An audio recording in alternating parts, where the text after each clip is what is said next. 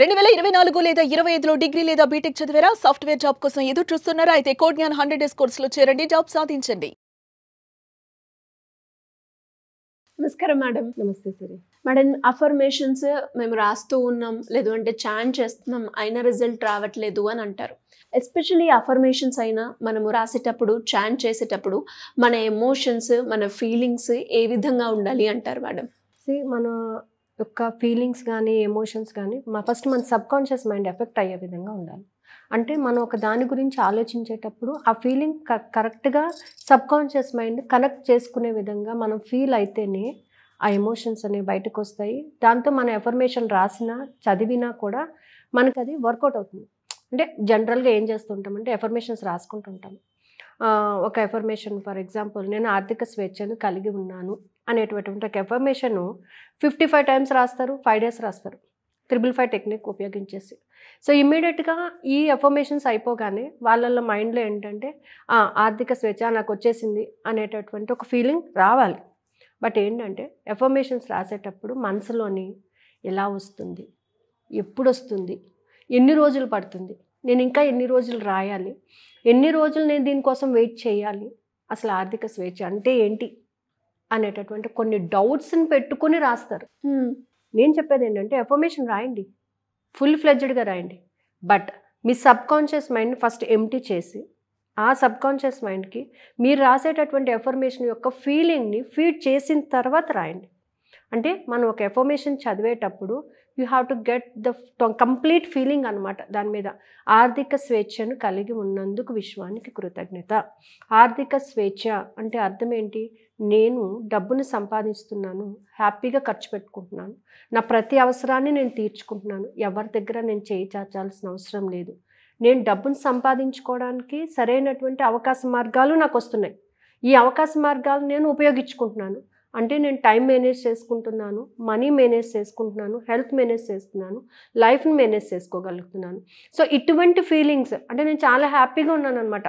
దేనికి నాకు ఎటువంటి ఇబ్బంది లేదు, ఆర్థికపరమైనటువంటి ఇబ్బంది కానీ, ఫిజికల్గా కానీ, మెంటల్గా కానీ ఎటువంటి ఇబ్బందులు కూడా నాకు లేవు.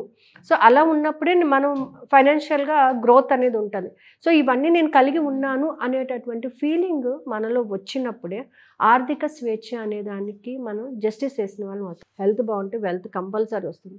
సో హెల్త్ అనేది ఫస్ట్ నువ్వు హ్యాపీగా ఉన్నాను అని చెప్పు. నువ్వు హ్యాపీగా ఉన్నాను అని చెప్పేసి నువ్వు ఇచ్చినటువంటి ప్రతి ఫీలింగ్ కూడా నీ హెల్త్ని కోపప్ చేస్తుంది. హెల్త్ కోపప్ అయితే వెల్త్ ఆటోమేటిక్గా కోపప్ అవుతుంది. అంటే మనం ఏ ఎఫర్మేషన్ రాయండి, ఏదైనా సరే చాంట్ చేయండి, first you have to give the feeling to your sub conscious mind. కాసేపు ఫీల్ అవ్వండి, అలాగే ఊహించుకోండి, మిమ్మల్ని మీరు ఆర్థిక స్వేచ్ఛ పొందినట్టుగా ఊహించుకోండి. కంప్లీట్గా మీ బాడీ దానికి వర్కౌట్ అయినప్పుడు ఎఫర్మేషన్ రాయటం మొదలుపెట్టండి. లేదు ఇంకొక విధంగా కూడా చేయొచ్చు. ఎఫర్మేషన్ రాస్తూ అక్షరము రాస్తూ దాన్ని ఊహించుకోవడం మొదలుపెట్టండి. అంటే మీరు ఫస్ట్ లైన్ స్టార్ట్ చేసినప్పుడు అవును నేనే ఆర్థిక స్వేచ్ఛను, అవును నేను చాలా హ్యాపీగా ఉన్నాను, అందుకే కదా రాస్తున్నాను నేను, అందుకే కదా నేను ఇలా ఫీల్ అవుతున్నాను, అందుకే కదా నేను ఖర్చు పెట్టుకోగలుగుతున్నాను అని మీకు మీరుగా సమాధానపరుచుకునే విధంగా ఉండాలి ఎప్పుడు కూడా. సింపుల్గా ఎఫర్మేషన్ చాంట్ చేయడం, రాస్తున్నాను అంటే వర్కౌట్ కాదు. But that complete emotion should be come from your sub conscious mind. Me body అంతా దానికి కోఆపరేట్ చేయాలి, మీ మైండ్, మీ సోల్ అంతా కూడా దానికి కోఆపరేట్ చేయగలగాలి. అప్పుడు ఎఫర్మేషన్స్ వర్కౌట్ అవుతాయి. సో అలాగేంటే ఇంకా చాలా ఎఫర్మేషన్స్ మనం ఒక్కొక్క ఎఫర్మేషన్ మనం చదువుతూ ఉంటేనే మన బాడీ అంతా కూడా దానికి వైబ్రేట్ అవ్వగలగాలన్నమాట. ఈరోజు నేను పెద్ద మొత్తంలో డబ్బును పొందినందుకు విశ్వానికి కృతజ్ఞత. ఫీల్ దట్ వాళ్ళు నా దగ్గరికి బోల్డంత డబ్బు వచ్చింది, నా అకౌంట్లో నాకు రావాల్సిన డబ్బు నాకు ఖచ్చితంగా వచ్చేసింది ఇవాళ, సో నేను చాలా హ్యాపీగా ఉన్నాను అనేటటువంటి ఫీలింగ్ని ఫస్ట్ మీ మనసుకి ఇవ్వండి. మనసు యాక్సెప్ట్ చేయాలి. మనసు యాక్సెప్ట్ చేయకపోతే మనం రాయడమే అవుతుంది తప్ప దాన్ని ఫీల్ అవ్వడం అనేది జరగదు. చాలామంది ఏం చేస్తున్నారంటే ఎఫర్మేషన్స్ రాస్తున్నాం, బుక్కులు రాసేస్తున్నామండి, పేజీలు పొద్దున్న సాయంత్రం మధ్యాహ్నం ప్రతి టెక్నిక్ ఉపయోగించి రాస్తున్నాం. బట్ ఎఫర్మేషన్ రాసేటప్పుడు అసలు కనీసం మీరు రాసేటప్పుడు మీలో ఆ ఫీలింగ్స్ కలుపుతున్నా లేదా ఎప్పుడైనా చెక్ చేసుకుంటున్నారా? చెక్ చేసుకోండి. ఫస్ట్ మీరు చెక్ చేసుకున్న తర్వాత అరే నాకు ఈ ఫీలింగ్ రావటం లేదు, జస్ట్ ఆపేసేయండి. అక్కడ ఆపేసి నాకు ఎందుకు రావట్లేదు ఈ ఫీలింగు, అంటే నేను ఎక్కడ బ్లాక్ అయిపోతున్నాను, నా యొక్క చక్రాస్లో ఎక్కడెక్కడ బ్లాక్ అయిపోతున్నాను అనేది ఒకసారి చెక్ చేసుకోండి.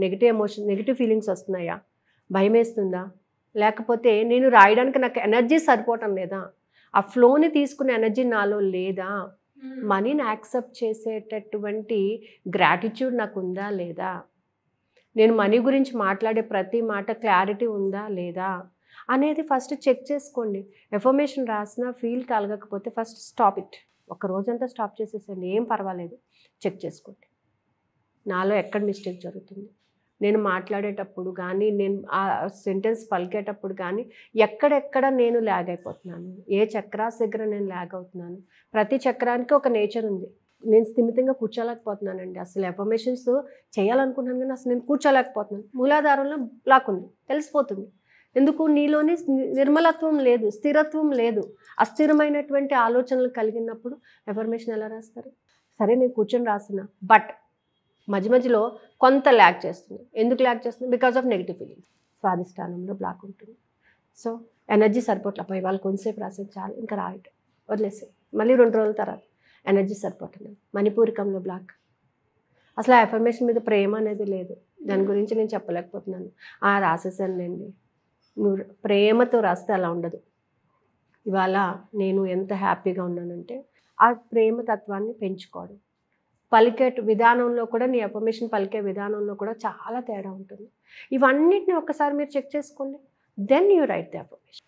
ఒకరోజు లేట్ అయిపోయినా ఏం తప్పలేదు మనకి, కానీ కరెక్ట్గా మనకి ట్రిగర్ అవ్వగలగాలి. అలా ట్రిగర్ అవ్వగలిగినప్పుడు మాత్రమే ఎఫర్మేషన్స్ రాయడం మొదలుపెట్టండి. ఉట్టిగా ఎఫర్మేషన్స్ రాసి బుక్స్ పెన్స్ వేస్ట్ చేయడం కాదు. ఎఫర్మేషన్ రాసినావు అంటే నీ బాడీ కంప్లీట్గా దానికి వైబ్రేట్ అవ్వాలి. నీ యొక్క ప్రతి అణువు కూడా దానికి స్పందించగలిగినప్పుడు మాత్రమే ఎఫర్మేషన్స్కి ఎనర్జీ అనేది డెవలప్ అవుతుంది. అటువంటి ఎనర్జీని పొందండి. చాలా ఎఫర్మేషన్స్ ఉన్నాయి. మనీ సంబంధించి నేను డబ్బును పొందుతున్నాను, డబ్బును ప్రేమిస్తున్నాను అంటే ఈ అవసరం కోసం డబ్బును ప్రేమించద్దు. డబ్బును ప్రేమించే ఎంత అద్భుతంగా ఉంటుందో ఆ ఫీల్ని నువ్వు తెచ్చుకున్నప్పుడు మాత్రమే అది వర్కౌట్ అవుతుంది. అంటే ఎలా మేడం? ఇంకా ఎవరికైనా కూడా సెల్ఫ్ అనాలిసిస్, సెల్ఫ్ చెక్ చేసుకోండి అని చెప్పారు. బట్ స్టిల్ అక్కడ కూడా వాళ్ళు ఎలా క్లియర్ చేసుకోవాలో తెలియని సిచ్యువేషన్లో ఉంటే వాళ్ళకున్న బ్లాకేజ్ గురించి మిమ్మల్ని కాంటాక్ట్ అవ్వాలి అంటే ఏ విధంగా సాధ్యమవుతుందంటే? ఈ మంత్ 15th నుంచి క్లాసెస్ స్టార్ట్ చేస్తున్నామండి. ఈ 21 days క్లాసెస్. దాంట్లో జాయిన్ అయిన వాళ్ళకి ఐ విల్ క్లియర్ ఎవ్రీథింగ్. అంటే ఎక్కడ బ్లాక్ అయిపోతుంది మీరు చాంట్ చేయడంలోనే తెలిసిపోతుంది. అది ఎలా చాంట్ చేస్తున్నారు, ఆ వైబ్రేషన్ ఫ్రీక్వెన్సీస్ అంటే మీకు ఎక్కడెక్కడ అది బ్లాక్ అవుతుంది. మీరు ఒక 2-3 సార్లు చెక్ చేసుకునేటప్పటికి you will get a clarity. ఏ చక్రాస్ దగ్గర నేను ఆగిపోతున్నాను, దాన్ని క్లియర్ ఆఫ్ చేసుకోండి. ఆ చక్రాలో ఎందుకు ఆగుతుంది, అక్కడ ఉన్నటువంటి ఆ ఫ్రీక్వెన్సీ ఏంటి, దానికి నేను ఎలా మ్యాచ్ అవ్వాలి, ఇవన్నీ కూడా మన క్లాస్లో చెప్పుకోవడం జరుగుతుందండి. ఇట్స్ ఎ కాంబో క్లాస్ అనమాట.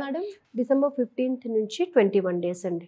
ఓకే. టైమింగ్స్ టెక్నిక్స్ వచ్చేసి అంటే ఎఫర్మేషన్ ఎలా రాయాలి, వాటర్ గ్లాస్ ఎలా వాడాలి, వాడేటప్పుడు మన ఫీలింగ్స్ ఎలా ఉండి, ఇవన్నీ టెక్నిక్స్ క్లాస్లో 6:20 to 7:20 క్లాస్ జరుగుతుంది.